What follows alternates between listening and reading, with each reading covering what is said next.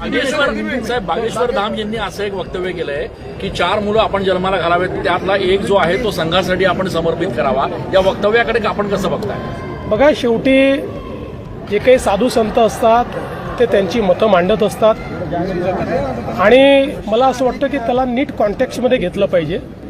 मुळात त्यांचा म्हणण्याचा उद्देश असा होता की संघ एक अशी संघटना आहे की जिने हिंदू संस्कृतीला, सनातन संस्कृतीला त्या ठिकाणी जिवंत ठेवलं आहे, नवचैतन्य दिलं आहे. त्यामुळे आपल्या घरचा एक मुलगा हा त्या संघामध्ये असावा. त्यांनी आणखी एक अशा प्रकारचं विधान केलेलं आहे बागेश्वर धाम यांनी की शिवाजी महाराजांनी रामदास स्वामींची भेट घेतली, ती पगडी काढून ठेवली, अशा प्रकारचं विधान केलंय. त्यामुळे टीका होती. इतिहासामध्ये अशा प्रकारचा कुठलाच दाखला आपल्याला पाहायला मिळत नाही. मुळात आपल्याला माहिती आहे की जे काही महापुरुष असतात त्या महापुरुषांबद्दल अनेक लोककथा तयार होतात. वेगवेगळ्या राज्यांमध्ये वेगवेगळ्या प्रकारच्या लोककथा असतात. आपल्याला माहिती आहे रामायण आणि महाभारताच्या संदर्भातही अनेक लोककथा आहेत. त्या सगळ्याच इतिहासावर किंवा त्या ठिकाणी परिस्थितीवर अवलंबून अशा पद्धतीच्या त्या ठिकाणी तयार होत असतात किंवा झालेल्या आहेत.